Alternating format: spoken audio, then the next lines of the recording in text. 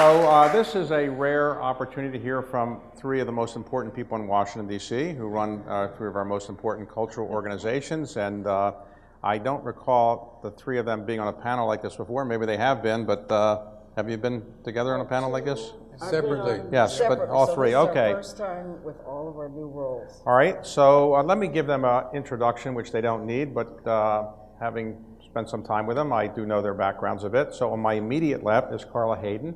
Carla is the Librarian of Congress. She is now serving as the 14th Librarian of Congress, and she is the first librarian in a long time to actually serve as Librarian of Congress, but also the first woman to ever serve as Librarian of Congress, and also the first African American to serve as Librarian of Congress. But more important than that, she's from Baltimore. So she was for 22 years the head of the Enoch Pratt Library in my hometown of Baltimore. Before that, she served as the chief librarian of the City of Chicago Library. She has her PhD from my other alma mater, University of Chicago. So she has all the qualifications you need to be a Librarian of Congress. University of Chicago, Baltimore, and other great features. So she has taken this position, is appointed by President Obama, and assumed this position in 2016, right? Okay. Then David Ferriero, whose building this is.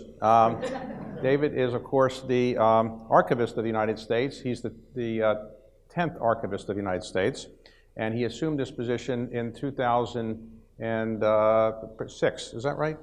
Nine. From President Obama appointed you, right? And he is the longest-serving Archivist of the United States, now having just completed 10 years. He is, among other things, a Vietnam War veteran. He's also a person who has served as the chief of the New York Public Library, the head of the New York Public Library, and the head of the MIT Library, but most importantly, he has been the head of the Duke University Library, right? So you cannot get a... And even more significant than that, he commutes to Durham from time to time and goes to a fair number of Duke basketball games, right? I'm not as many as I would like. Okay. So on his... That was a hint. I'm sorry? Not as many. Okay. Well, I say this. If it was legal and we get to the NCAA finals this year, you'll come with me, okay? So on his left is Lonnie Bunch, who has just been sworn in a couple weeks ago, but he's been on the job for 5 months as the 14th Secretary of the Smithsonian. And in his case, he is the first historian to be the head of the Smithsonian, also the first African American to be the head of the historian, and also somebody that I have worked with a lot over the years, as I've worked with David and I've worked with Carla as well. I am chairman of the Smithsonian, so I spend some time with him from time to time. But before that, he is a native of New Jersey, got his degrees at the American University here, worked at the Smithsonian, went to be the head of the Chicago Historical Society, and then was asked to come back in 2005 to be the head of the new African American History and Culture Museum, which didn't at the time have any money, any land, any authorization for money, had nothing, but he came back and he built what is now one of the most spectacular museums in the United States, the African American History and Culture Museum, which he picked the site for, and because he did such a wonderful job there, among other things, he was selected unanimously to be the next Secretary of the Smithsonian, so he's doing that now. So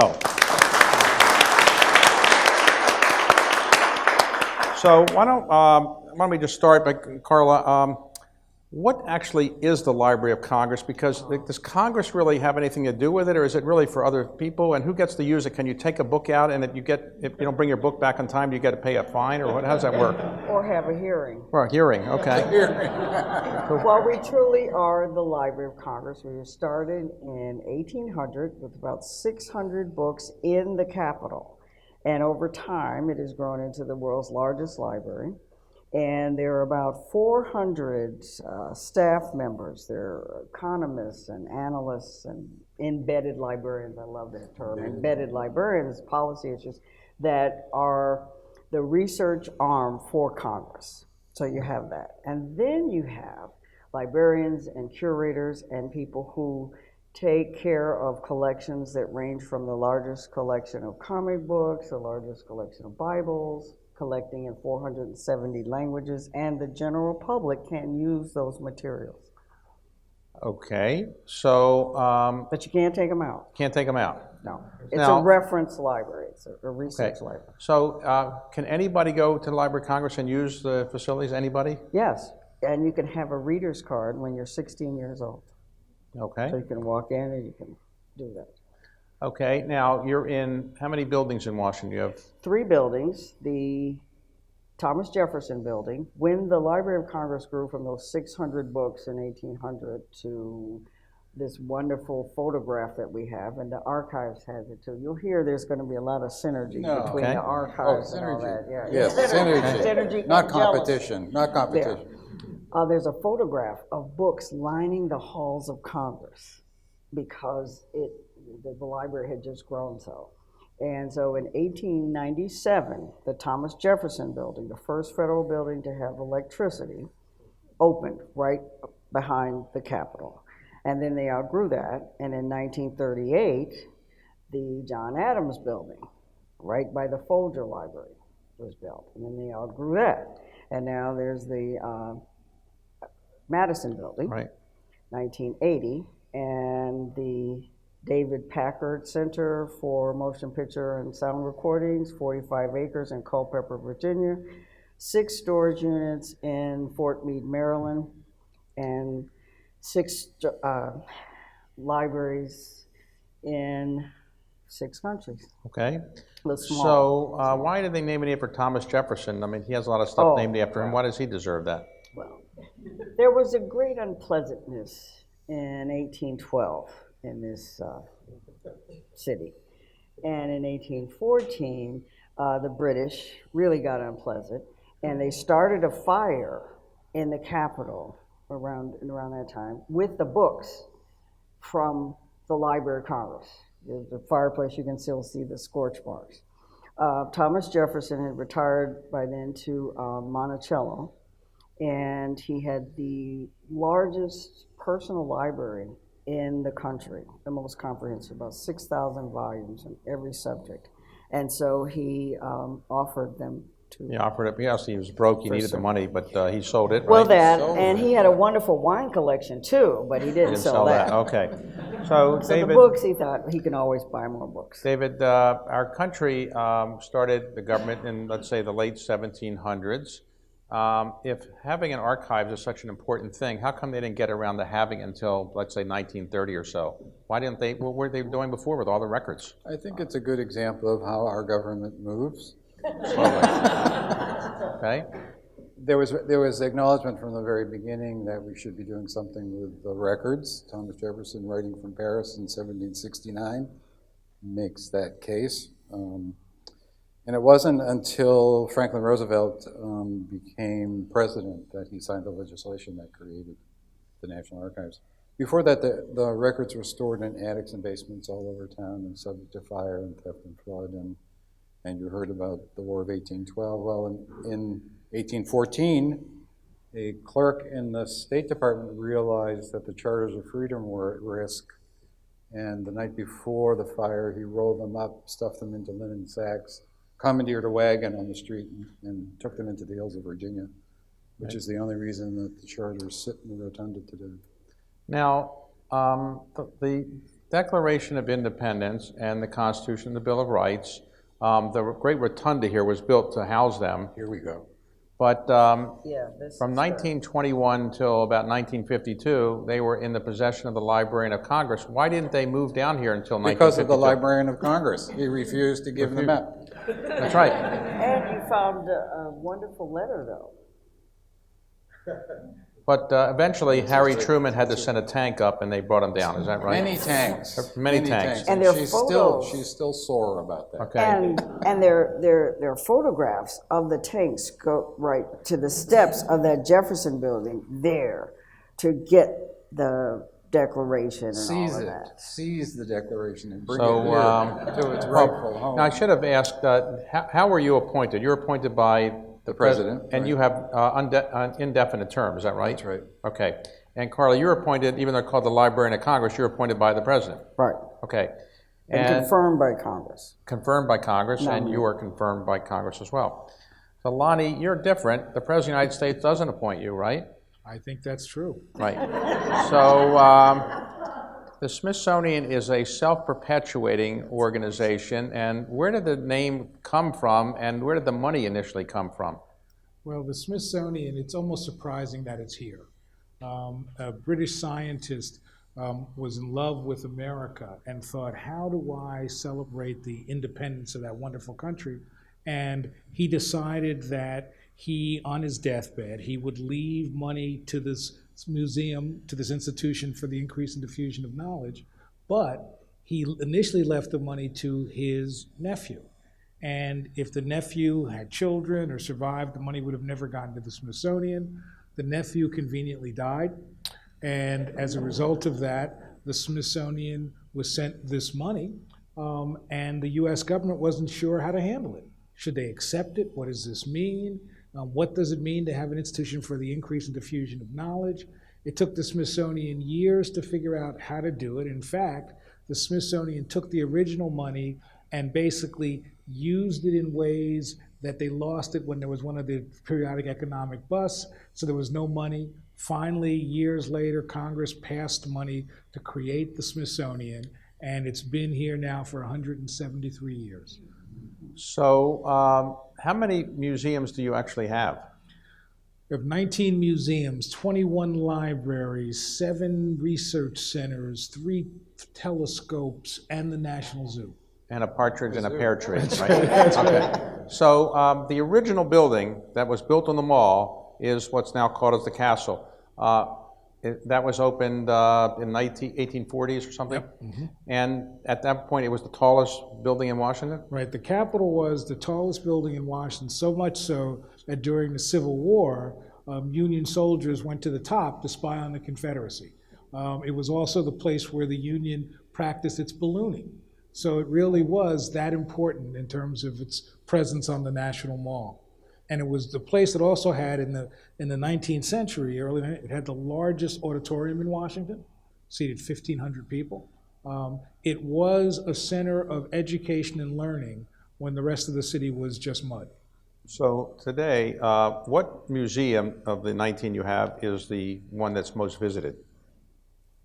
The Air and Space Museum is one of the most visited museums in the world, followed by the Natural History Museum, the American History Museum, and the African American History Museum. And I love all the museums equally, but I always want to make sure the newest one is still shiny. So the African American History and Culture Museum is fairly unique because the government didn't put up, most of the money. They put up about half. How much did the government put up? How much did you have to raise in the private sector? And we just recount briefly, how did you actually get this off the ground? Because when you came in 2005, there was nothing. Right. When I came, there was a staff of 2, counting me, no money, no collections, no idea where the museum would be. But what we had was this wonderful vision that said that America had waited a long time to understand itself.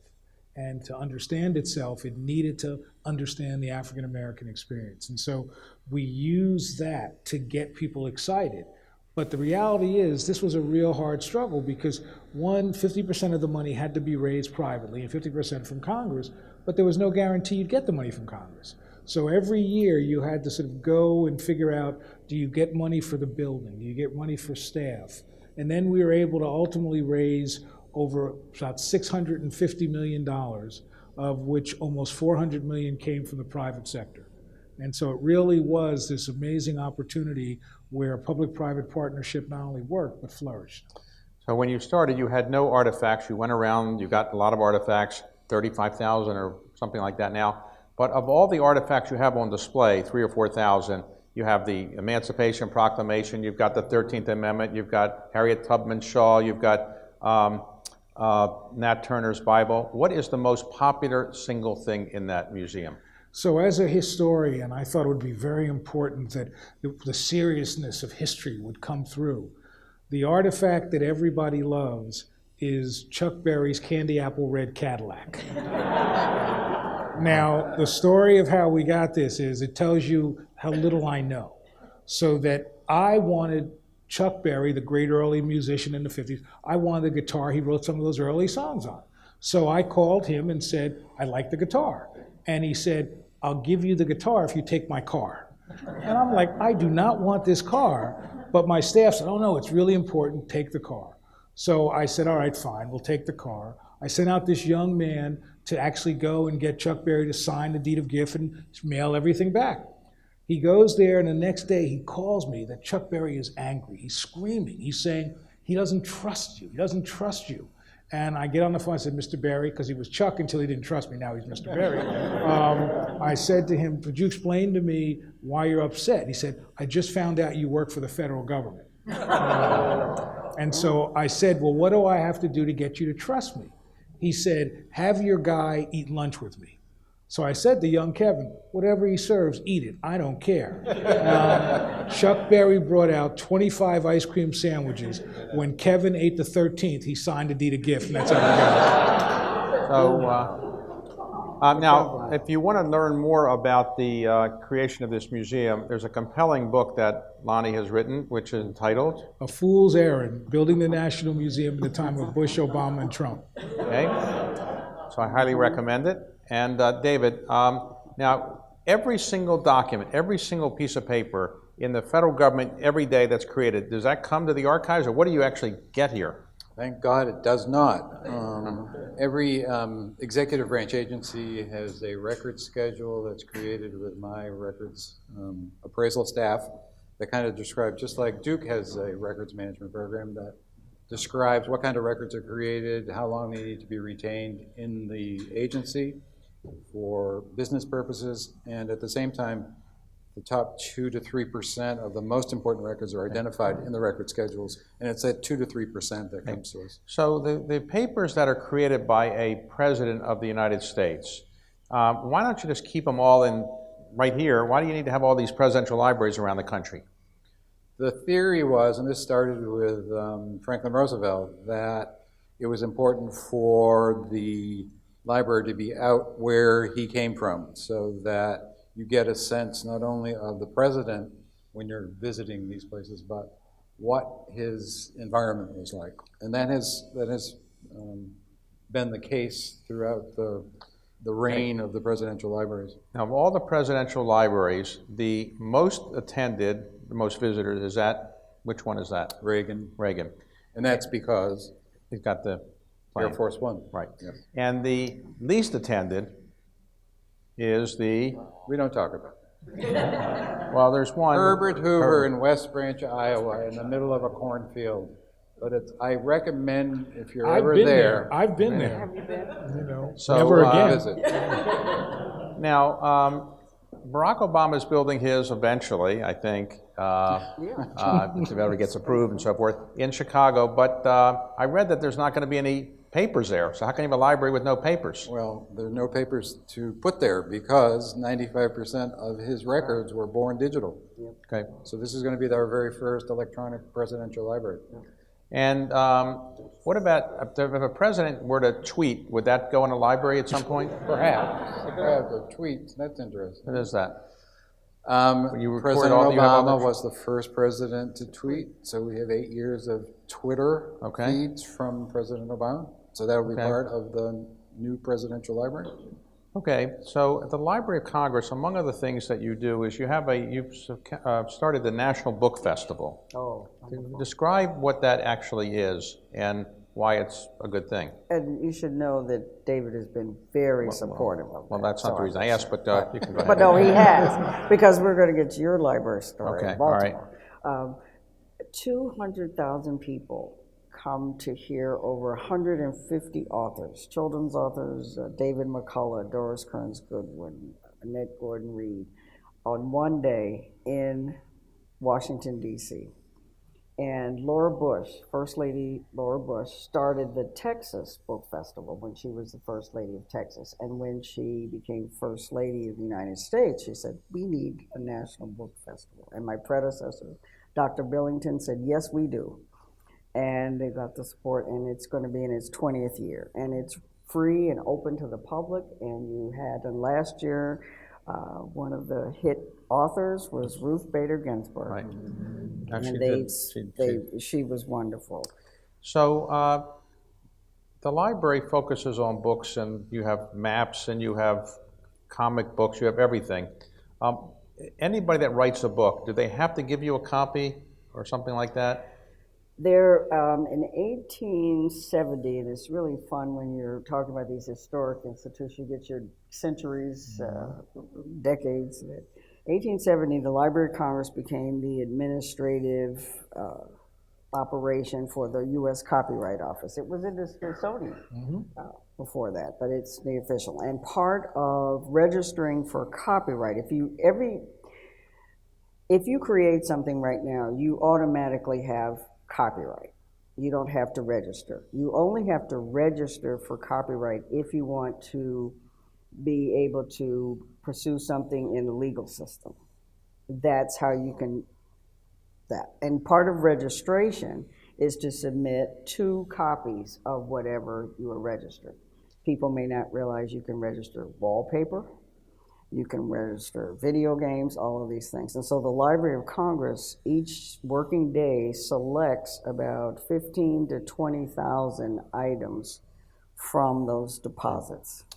So Thomas Jefferson sold his library to and at the time, just as an addendum, because he was considered not that religious, he was a deist, he didn't really believe in Christ, people thought, they went through every book to make sure that he was not infecting the Library of Congress with books that didn't believe in Jesus, I guess, something like that. But anyway, they bought all the books in the end. And where is that collection now? It's housed in the Thomas Jefferson Building, and it's in a wonderful circular area. And over time, there was another fire in about the 1850s, and a lot of that original 6,000 volume collection was lost. And so over the last about 15 years, they've purchased them, and they're there, and you could be surrounded by Thomas Jefferson's books, including the Quran. He had the Quran, and that really, there's a testimony about Congress people saying we should not have the Quran in the... Now you have a Gutenberg Bible? Yes, one of 3 on vellum. The other 2 are at the Bibliothèque Nationale and the British Library. Okay, so is that your most valuable single book? It is quite something, but there are others that are very valuable. In the Baysom Okay, book, you have might one of want to those. mention that. You have one, it's a good copy. It's a good copy. It's a good copy. You could tell them how we It's got it. not, it's a good copy, but anyway, so let me ask you this. Several million. One of the problems that we have in our country is that about 14% of our adult population is functionally illiterate. They can't read past the 4th grade level. So are you doing something to promote literacy, and particularly with children? What are you doing at the library about that? The library has, and we sponsor literacy awards, and it's for organizations that promote literacy from the very youngest to adult literacy as well, because that's something that people might not realize, that adult illiteracy has an economic effect on the health of a nation and communities, and so we do that, and we also make sure that we have a young readers center and things like that. Okay. So Lonnie, you have the National Zoo, and 80% of the people who go to the National Zoo care about the pandas. That's right. What is the obsession with the pandas, and why do people get upset when the panda cam goes down when the government is shut down? What is the obsession? That's what I get the biggest call on. Right. The Panda cam is not working today. I know, heaven help us. I think that part of it is that for people of a certain age, they understand that those pandas speak volumes of diplomatic work under the Nixon administration. But for most people, we frame the pandas as the cutest animal in the world. And so every kid wants to see the panda. Every parent wants to take their child to see the panda. And as you said, 80% of the people who come to the zoo, the first thing they want to see is the panda. So I never thought in my career I'd be like the panda guy. So the federal government runs a big deficit. It's about $1.3 trillion a year. It's pretty big. So why does the federal government pick up some money by charging admission to the Smithsonian museums? Have you thought of that idea? We have probably every 3 years had a discussion about what if the Smithsonian charged. But then we realized that in some ways there is something wondrous about going to the Smithsonian for free. You go to every other city and you're paying $20 to go to the Field Museum or this money to go to the Broad Museum. And so what we love is the fact that, in essence, we say people have paid entry fee with their taxes. And that what we want you to do is to be able to come in regardless of your economic status, regardless of your education. We want you to come in and revel in the wonders of the Smithsonian. So while as an administrator, there are times I'd sure like to have that money, but I think it's better for us to be the place that says, here's where the world comes to understand America and itself, and it doesn't cost you anything but a little bit of your imagination. Unless you want to see butterflies. Right. Well, you know, butterflies are so special, we have to charge for them. They See die the a lot. synergy here? Because I'm going to talk about the fact That's it. that the Library of Congress has the papers of 23 presidents up until, well, So FDR. let's see. Lonnie, you report to whom? Who do you actually report to? I report to you and the Board of Regents. No, you actually you have a board. Now, there's a board of regions. There are 6 congressional regions, 9 citizen regions from different cities and states, but you have a board that oversees you theoretically, but obviously they're not on top of everything you do, but you have a board of regions. Who do you report to? President. President. The President of the United States, yes. But the president ever call you? Donald Trump ever say, hey, tell me how the archives are doing or something? Not yet. Not yet. Has he visited yet? Not yet. Not yet. Okay. Where do you think his presidential library is going to be? We get queries from the press just about once a week, wanting to know what we know. The president decides. We don't make the decision about where it is. But we look for signals. And when Barbara Bush died, he made an announcement that he was going to be buried in New Jersey. So we maybe think that perhaps that's where his library would be also. Well, we'll see what happens. Okay, so who do you report to? Congress. Congress. So president appoints you, but you're not dealing with the You have president. to be confirmed. And it's interesting because the president nominates the Librarian of Congress, and then you go through the Senate confirmation process. Okay. And I went through that, and I have to tell you, my mom knows everybody that voted yay and nay. She has it on the official record, and then somebody's on TV, she's What was your looking, confirmation vote? 74 to 18, not that Okay. I'm counting, and that was pretty good at that time. Right. You're kidding. What was your Unanimous. confirmation? It was Well, unanimous. usually, different time, You were confirmed unanimously or? different time. Unanimously. Wow, okay, that's pretty good. Yeah, So, yeah, yours was really good. That was a different Mine time. was right at the end. I was the last nominee of the Obama administration, so things had, hey, all of you could, Have a little more given your intense. talents, you all could be pursuing the higher calling of mankind, which is private equity, but you're not. So, Lonnie, you get paid a little bit better than a government scale salary, but why do you do this? You're killing yourself, working around the clock. Nobody thanks you every day for what you're doing. What's the appeal of that job you have? Well, for me, it really starts out with the fact that I'm a historian, and that history to me is my tool to help a country understand itself. And I think that part of my job is to help a country find understanding, to find reconciliation, healing. So that always motivates me. But candidly, why I wanted to do this job at the Smithsonian is, if I can tell a quick story. When I was 10 years old, it's the centennial of the Civil War. And they're all this, like many kids, interested in the blue and the gray. And one Easter, we were going to drive from my home in New Jersey to visit my mother's family in North Carolina. And as we're driving, I see all these signs for museums in Richmond and Petersburg, Museum of the Confederacy. And I keep saying to my dad, I'd like to stop. And he always had an excuse. I've got to go 20 more miles to get gas or whatever. He never stopped. So on the way back, I thought, I'm going to be strategic. 20 miles before we get to a museum, I'm going to let him know so he can get the gas and we can stop. He didn't stop. But instead of going straight to New Jersey, he turned into Washington, D.C., and he pulled in front of the Smithsonian, and he said, here's the place you can go to understand history and not be worried about the color of your skin.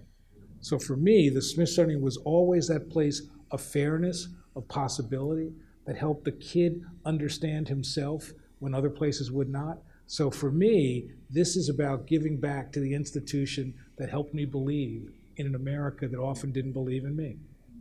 Okay, and the term you have an unlimited term, right? You're appointed and you can stay, essentially there's no limit, right? So David, you have an unlimited term too, right? So what's the appeal of this job? When you're at New York Public Library or the Duke Library, you can make more than a government salary. So what's the appeal of this job relative to Duke? Duke was a very important place for me. My 8 years there were the best in terms of my professional career. I learned a whole lot there. That's why it's so nice to have so many friends here in the room with me. I got the call when I was at the New York Public from this poor kid who was working on appointments for the president, and it just came out of the blue. It was not something I was prepared for. Archivist of the United States, you know, it's usually someone who's given a lot of money to a campaign, or the former governor of Kansas was the archivist, and I turned him away twice. He called on a Friday afternoon, and he called back Monday morning, and finally they sent an adult to New York to talk to me about what they were looking for, and this vision of open government, transparency, collaboration, participation really resonated with me. And frankly, it was the Obama administration and the opportunity to work in that administration on those issues, and to take what I've already learned and all of my experience and give back. That's what it was all about. So when you became the archivist, you did some work to see whether letters that you had written to the President of the United States when you were a little boy were still around. What did you find? That was a real shock. When I met with the directors of the president, we were responsible for the 14 presidential libraries. When I met with them for the first time, the director of the Kennedy handed me a copy of a letter that a kid wrote to the president asking about the proposed Peace Corps, and it's a letter from me. And it was pretty stunning because I remembered being interested in the Peace Corps. I don't remember writing the letter, but it was for me. But more stunning was to watch the faces of the other, at that point, 12 directors, like, oh my God, how am I going to top this? And sure enough, 2 weeks later, the Eisenhower called to say they'd found 2 letters from me to President Eisenhower. And when I was at LBJ, they handed me the copy of a letter that I wrote to LBJ congratulating him for signing the Civil Rights Act. Wow. Okay, so I love it. Today, how many people visit the archives? About 1.5 million in the Rotunda. Right. But then we have 14 presidential libraries with museums, and we're in 44 facilities around the country. Now you have the Declaration of Independence, but it's sort of faded.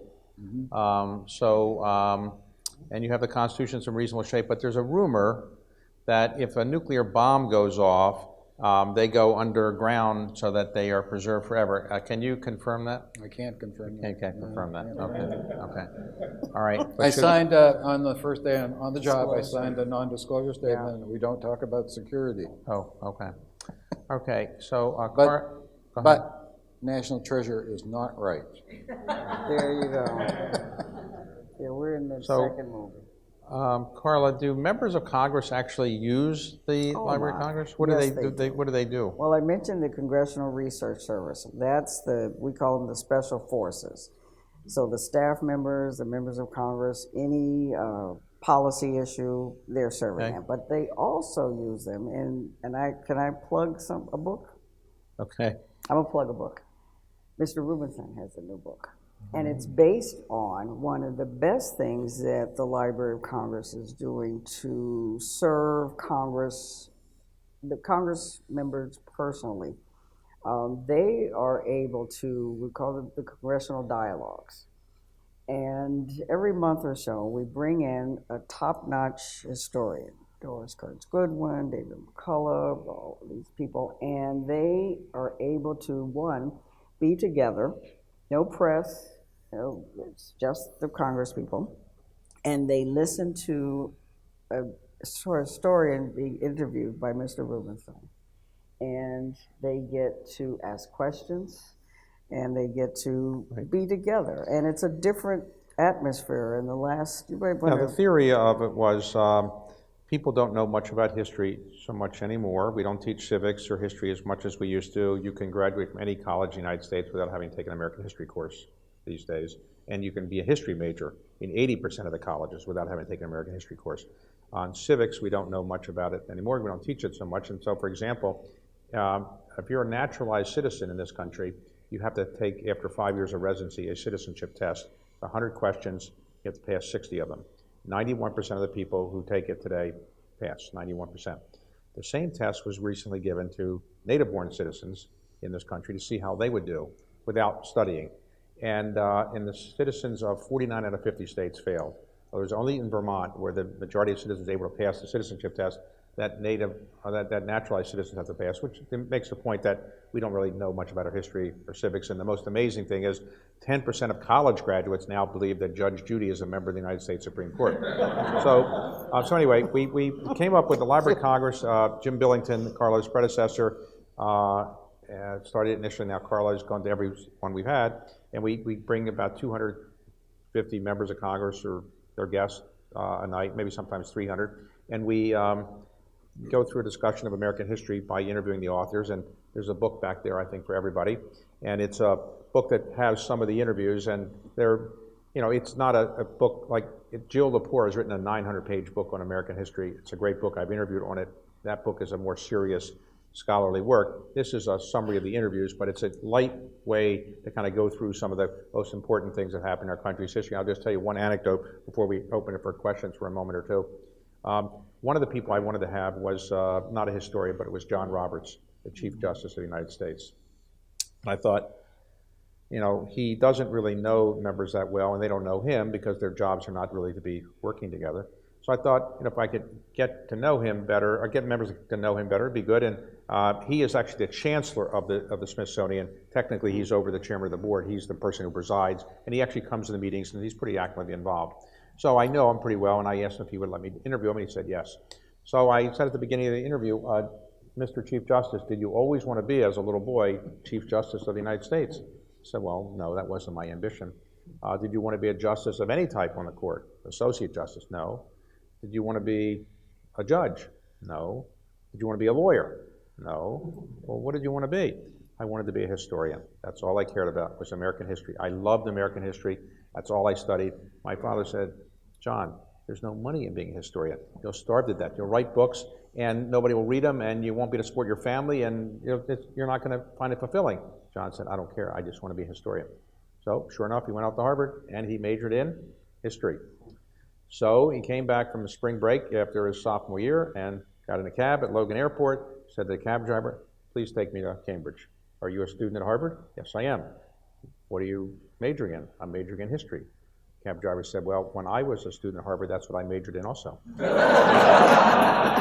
So he decided to go to law school. Okay, how much time do we have? We have a few minutes more. Any questions for, yes, right here. Lonnie, can you tell us about the writing, the putting together the exhibits at the African History Museum? And how do you read the story of so many people who have a stake in that? I wonder if Carla and David Ferriero can speak about the curating function. And what do you decide to throw out? And by that I mean, which is not going to stand the test. In some ways, what we did was we spent 2 years just talking to the public, understanding what they knew, what they didn't know. And then we spent 3 years working with the best scholars in the country to figure out how to tell a narrative story. And it was really shaped by 2 issues. First was, if I wasn't a historian, I'd be a filmmaker. I love film. So if you go through the museum, it's got a cinematic feel. It's got this narrative sense of pause and juxtapositions. But the other reason that really shaped it was, early in my career, I ran into somebody who was a sharecropper who lived in on a plantation where his own grandmother was an enslaved person. And he told me the stories about it. And then he said to me, I'm not sure what a historian does, but maybe your job is to help people remember not just what they want to remember, but what they need to remember. And those 2 things shaped what we did in the museum. Okay, other questions?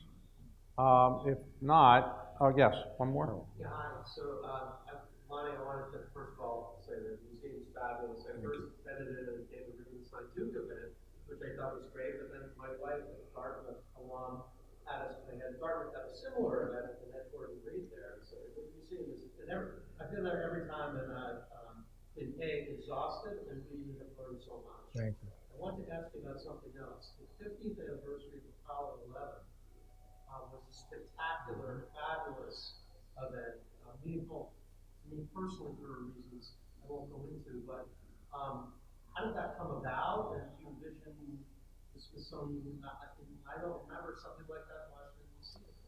Well, the Smithsonian has done some things where we've projected on buildings, but nothing as extensive as that. This was a wonderful idea that was implemented by Ellen Stoffen, who's the director of the Air and Space Museum. It meant a lot to me because I began my career at the Air and Space Museum. But the notion was that we would celebrate the 50th anniversary by doing this, making it look like the Washington Monument was taking off, but also having the surviving astronauts, Mike Collins and Buzz Aldrin. And to be honest, we thought it would have an impact. We didn't expect it to have the number of people, 50,000 people turned up. And it became a way at a time when America is trying to figure out who it is, that they could celebrate what America once was. And so I think that was really just one of the most wonderful moments that we've had on the mall. That took an act of Congress because the idea of projecting something onto the Washington Monument, the Apollo 11 going off, was not something that the National Park Service, which controls the Washington Monument, thought it was a good idea. They thought it was a terrible idea because they said, well, if this gets projected, everything will be projected. Everybody will call up and say, I want this projected on the Washington Monument. So let's not get this thing started. So they actually opposed it. So to get it done, we had to get an act of Congress. And then when it was passed, we weren't sure President Trump was going to sign it. And at the last minute, apparently he did sign it. I'm not sure he understood what it was all about, but he did sign it. And so it got done. It was pretty impressive. Mm-hmm. Anything else? Okay. So, oh yes, one last question. I'm interested in museums kind of need to reinvent themselves over time. What are some areas in the Smithsonian that you see as being the next things that might be reinvented, and what would that reinvention look like? I think that it's important for museums to recognize the 21st century is not the 19th century, that you've got to understand your audiences better. You've also got to grapple with technology, not as a way to just celebrate technology, but to use it so that you're allowing younger audiences to find ways into history, find ways into science. The most important thing we could do in the 21st century is create the virtual Smithsonian, to craft the fact that 35 million people come to the Smithsonian every year, but that means millions more will never get there. And what I want is I want the Smithsonian to touch every home, to be in every school. And the way to do that is by the virtual Smithsonian. So I would like to thank these three distinguished public servants for giving up their time this afternoon to be here. And of course, being in front of a Duke University audience, nothing could be more important than that, but I recognize you do have other responsibilities. So thank you very much for doing that. And we appreciate your hard work on behalf of all the taxpayers, and I'm sure you'll be rewarded when you get to heaven for your hard work. But mostly for speaking to this group, you will get to heaven. So thank you very much. Thank you.